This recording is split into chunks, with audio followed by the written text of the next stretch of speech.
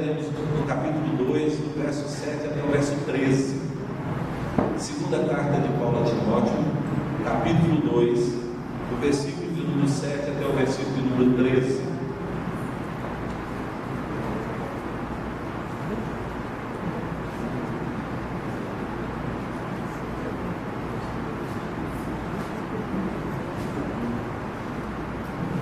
Capítulo 2, do versículo 7 até o versículo 13. O apóstolo Paulo diz assim: pondera o que acabo de dizer, que o Senhor te dará compreensão em todas as coisas. Lembra-te de Jesus Cristo, ressuscitado de entre os mortos, descendente de Davi, segundo o meu evangelho, pelo qual estou sofrendo até algemas como malfeitor, contudo a palavra de Deus não está algemada. Por essa razão, tudo suporto por causa dos eleitos, para que também eles obtenham a salvação que está em Cristo Jesus, como glória eterna. Fiel é essa palavra. Se morremos com Ele, também viveremos com Ele. Se perseverarmos, também com Ele reinaremos. Se o negarmos, Ele por sua vez nos negará. Se somos infiéis, Ele permanece fiel, pois de maneira nenhuma poderá negar-se a si mesmo. Que Deus abençoe esse que temos para a nossa edificação. Irmãos, nós estamos finalizando uma série de mensagens aqui que falamos sobre as provações, as dificuldades que um cristão sofre no mundo. E, infelizmente, nós estranhamos quando um cristão sofre, quando um cristão está passando por uma dificuldade, especialmente uma dificuldade grande na vida, né? Pensa em um cristão com câncer ou com uma outra doença que, pelo menos a priori, assim, parece não ter cura, né? E a gente vê isso, parece que não combina com o cristão, porque nós temos já na nossa mente a ideia fixa de que pessoas ruins é que precisam sofrer, ou então pessoas que fizeram coisas erradas. Mas na lógica, né, e no mundo que nós vemos na prática, nós sabemos que isso não é assim. Cristãos sofrem as mesmas coisas de que pessoas ruins às vezes não sofrem ou às vezes não sofrem. Então, às vezes o cristão sofre muito mais do que o ímpio, passa por muito maiores problemas do que uma pessoa que não serve a Deus e não crê em Deus. E hoje a nossa pretensão aqui é tentar explicar para os irmãos o porquê que o cristão sofre, pelo menos dar algumas das razões por que o cristão passa por sofrimento, por que o cristão sofre.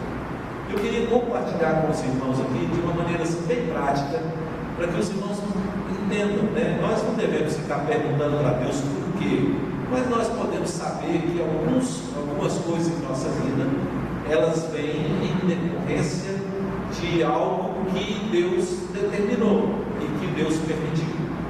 Portanto, irmãos, em primeiro lugar, por que um cristão sofre? Primeiro, Deus permite que um cristão sofra a favor dos outros. Vou repetir. Deus permite que um cristão sofra a favor de outras pessoas. Nós temos aprendido que Deus tem um propósito para cada um de nós. E esse propósito, muitas vezes, nesse propósito, as coisas que acontecem, elas não visam a nós mesmos, mas visam outros. Então, muitas vezes, aquilo que o cristão está sofrendo, ele não está sofrendo por ele, nem é por coisa que ele fez, ou por coisa que ele deixou de fazer, mas Deus permite que ele sofra a favor de outros. Aliás, nós temos aprendido isso aqui na igreja, que o nosso modelo de vida cristã aqui no mundo, quem é? Jesus. Então vamos pensar, por que Jesus sofreu? Por que Jesus enfrentou a cruz? Qual o propósito? Qual a razão? Se ele não fez mal nenhum, se ele sempre fazia o bem, se ele nunca fez nada de errado, por que Jesus sofreu? Jesus sofreu a nosso favor. Então Jesus sofreu por outros. Não sofreu por nada que ele tivesse feito de errado, nem por nada que Jesus Cristo de maldade que houvesse em Jesus Cristo.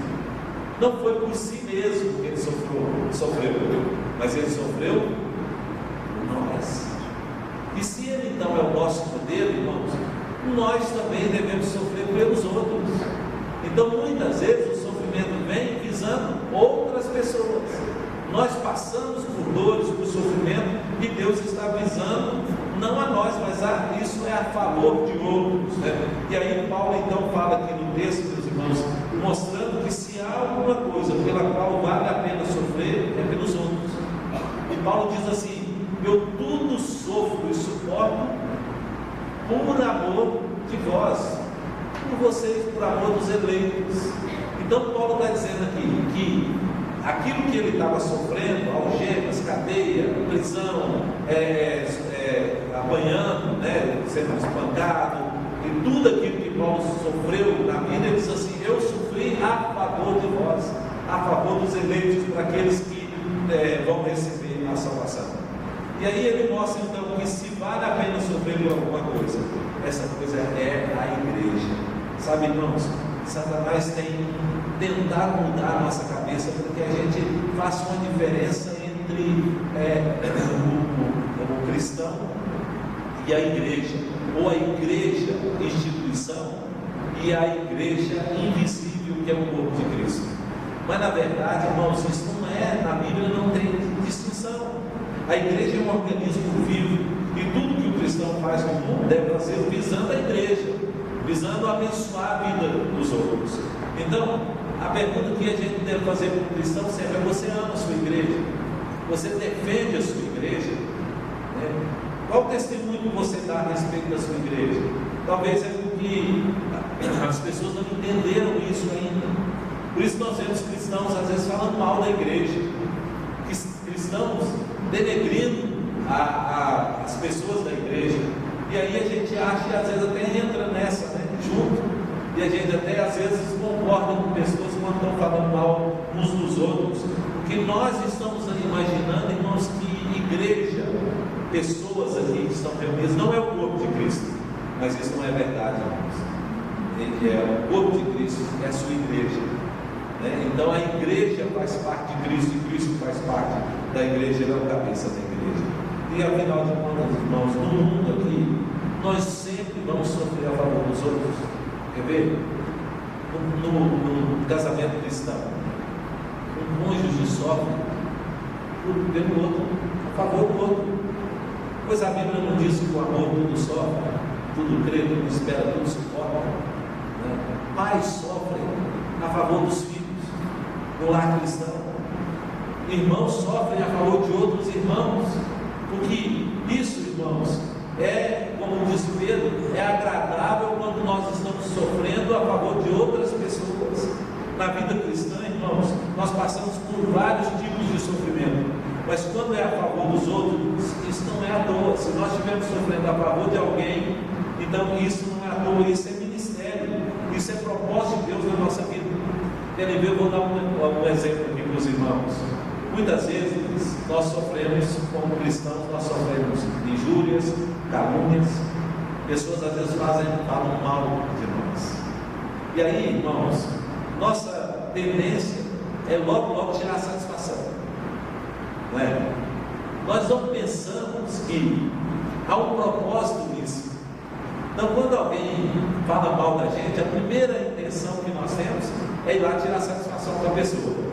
Fiquei sabendo que você estava falando mal de mim. Aí, meus irmãos, nós perdemos a oportunidade de dar um bom testemunho numa situação dessa, de mostrar realmente que nós somos cristãos. Porque se nós perdoarmos e relevarmos e não sairmos em defesa própria, nós vamos cumprir aquilo que Jesus nos ensinou.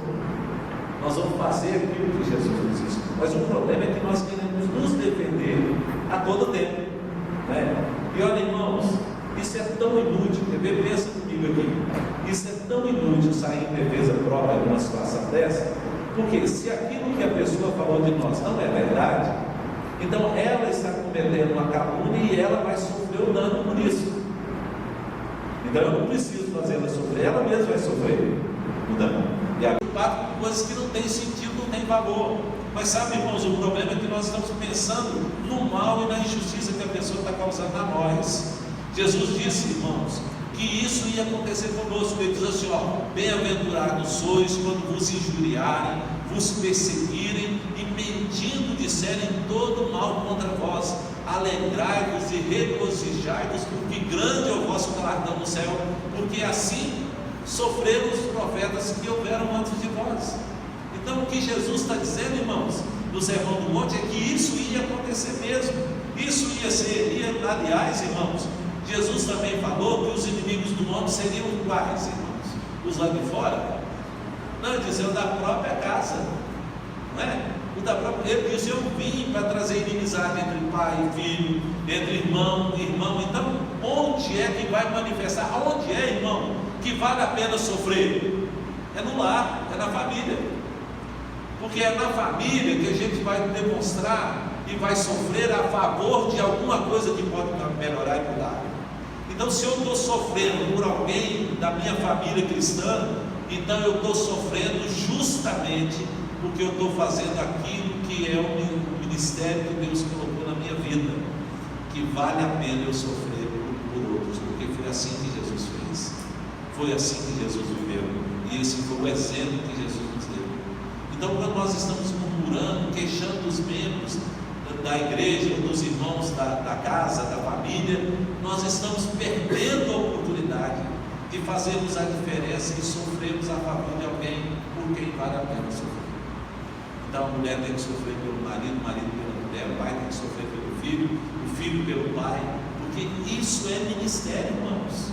Então nós sofremos justamente quando nós estamos sofrendo pelos outros. Essa é a primeira razão por que sofremos. Segundo momento, irmãos, nós sofremos também porque nós vivemos por expectativas. E aí, quem vive por expectativa acaba sofrendo. Por que sofre? Porque nem sempre as expectativas se cumprem. Não é verdade? Então nós formamos uma expectativa a respeito das outras pessoas. E aí as frustrações, as tristezas, né, elas estão todas ligadas a essas expectativas não contempladas, não alcançadas. Então eu formei uma expectativa de alguém, e na minha mente, eu coloquei na minha mente que aquela pessoa iria agir comigo daquela forma, e a pessoa age de maneira diferente. Aí eu digo assim, não, estou decepcionado, estou frustrado, estou sofrendo porque aquela pessoa não agiu de forma correta comigo. Não, ela não agiu conforme a sua expectativa dela. Você formou uma expectativa e você achava que aquilo ia acontecer, e a pessoa age de maneira diferente da sua expectativa, aí você sofre. Irmãos, quantos casamentos terminam por causa disso? Pessoas até justificam dizendo assim, mas só eu me sacrifico, só eu que faço, só eu que invisto no meu casamento. Não é assim? Quando a pessoa está dizendo isso, é porque ele estava com a expectativa de que a outra pessoa iria corresponder naquilo que ele aguardava, naquilo que ele esperava, e não acontece, então ele sofre. Então, muito dos nossos sofrimentos, irmãos, estão ligados a essas expectativas que nós fazemos. Nós sofremos quando não recebemos dos outros aquilo que nós esperávamos deles, ou então recebemos dos outros o que não esperávamos. Achávamos que aquela pessoa nunca ia fazer isso. Eu nunca imaginei que o fulano ia fazer isso. Está vendo? É a expectativa que eu tinha, de que a pessoa jamais faria algo para me aborrecer, para me levar a sofrer. E eu estou sofrendo agora por causa disso. Não sofro por causa das expectativas, né? Se os nossos relacionamentos nós pensarmos mais em viver com menos expectativas, irmãos, nós sofreríamos muito menos. Muito menos. Sabe por quê? Porque pessoas nos surpreenderiam. De repente, quando uma pessoa fazia uma coisa, estava além daquilo que você tinha expectativa dela, porque você colocou uma expectativa baixinha. Não estava esperando, e a pessoa fez muito mais, e aí você, na hora, você diz, puxa vida, fulano me surpreendeu. É assim? Não. Para sofrer menos, irmãos, do que no mundo, nós temos que baixar o nível das nossas expectativas. especialmente nos outros, nas pessoas. Não se engane, relacionamentos estão ligados à troca. E quando nós estamos colocando expectativa naquilo que as outras pessoas vão agir, a forma como as outras pessoas vão agir conosco, fatalmente nós seremos decepcionados. E isso nos trará sofrimento. Porque isso é da natureza pecaminosa, irmãos. Pessoas são assim mesmo. Elas pensam primeiro nelas, para depois pensar nos outros. Mas o Evangelho é que justamente modifica isso. Pessoas pensam primeiro em satisfazer as suas necessidades, para depois satisfazer dos outros. Mas quando essa pessoa tem o Evangelho, a coisa muda. Paulo diz assim, que nós devemos pensar na vida primeiro naquilo que é dos outros, ter em vista não o que é propriamente nosso, mas naquilo que é dos outros. Então Paulo está pensando aqui nas necessidades. Então, se eu tenho em vista a necessidade do meu irmão, a necessidade da minha família, a necessidade dos meus irmãos da igreja, então se eu tenho isso em vista e eu estou investindo nisso, então vale a pena sofrer por isso. Mas se é uma expectativa e aquilo não é contemplado, então fatalmente eu vou viver decepcionado. Terceiro ponto, irmãos. Então, primeiro, vale a pena sofrer pelos outros. Então Deus às vezes deixa a gente sofrer para abençoar a vida de outras pessoas. Segundo, eu digo que nós sofremos por causa das nossas expectativas. Terceiro, muitas vezes sofremos porque trabalhamos pela recompensa. Tudo que nós fazemos, nós estamos esperando receber algo em troca. Então veja, ao invés de trabalharmos com uma revelação que é o nosso referencial, nós trabalhamos com um ideal estimulante que é a nossa expectativa emocional. Então, aí, aquilo que deveria ser o eterno em nossa vida passa a ser o futuro pretendido, aquilo que eu pretendo, ou seja, talvez sim, talvez isso vai acontecer. Aí nós trabalhamos assim. E aí, pensa, tudo que fazemos, nós estamos esperando uma contrapartida. E aí assim, nós achamos que nos nossos relacionamentos é dessa maneira. Então eu invisto para receber, eu deposito para ter crédito, para que depois a pessoa me pague. Então eu estou trabalhando por quê, irmãos? Eu estou trabalhando para ser remunerado, para ser recompensado. E veja, irmãos, nós sofremos porque o nosso investimento de tempo, esforço, dedicação na vida dos outros, e esperarmos que eles então fizessem o mesmo por nós, e aí de repente eles não fazem. Eu vejo tanta mãe sofrendo porque a mãe investe tanto no filho e depois o filho não é nada daquilo que a mãe queria que ele fosse. Pensa aí, irmãos, numa casa, quem nunca viu isso aí com respeito à ordem da casa, a organização da casa? A mãe ensina, fala, é assim que deve fazer, mostra como faz, aí depois abre o guarda-roupa, as coisas todas caem lá no chão, está tudo bagunçado. Aí a mãe sofre com aquilo e diz, imagina, eu estou esse tempo inteiro te ensinando, mostrando como é que é para fazer, e você parece que não aprende, porque a mãe estava esperando que depois de tudo que ela investiu, ela ia ter um retorno, e o retorno qual seria? Um filho bem arrumadinho, coloca tudo bem na ordem, tudo direitinho na casa. Irmãos, a vida não é assim, irmãos. A vida, irmãos, nós devemos fazer o que é certo fazer, não para ser recompensado. Então, no casamento, onde nós investimos no casamento, esperando ser retribuído, irmãos, com certeza nós vamos nos frustrar, porque não acontecerá assim. Porque pessoas são diferentes. E pessoas têm valores diferentes, não princípios. Veja bem, princípios são aquilo que são as coisas que são eternas, aquilo que é de Deus para nós. Mas valores, irmãos, são diferentes na vida das pessoas.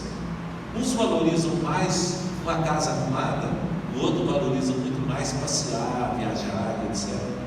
Então cada um tem os valores diferentes. E se nós começarmos a investir nos outros, na esperança de que vamos receber algo em troca, com certeza nós vamos sofrer. E a razão do sofrimento é isso, porque o lar, meus irmãos, onde isso acontece, vira um tormento, é uma briga só, é uma cobrança só o dia inteiro, e isso ninguém suporta viver dessa forma, irmãos.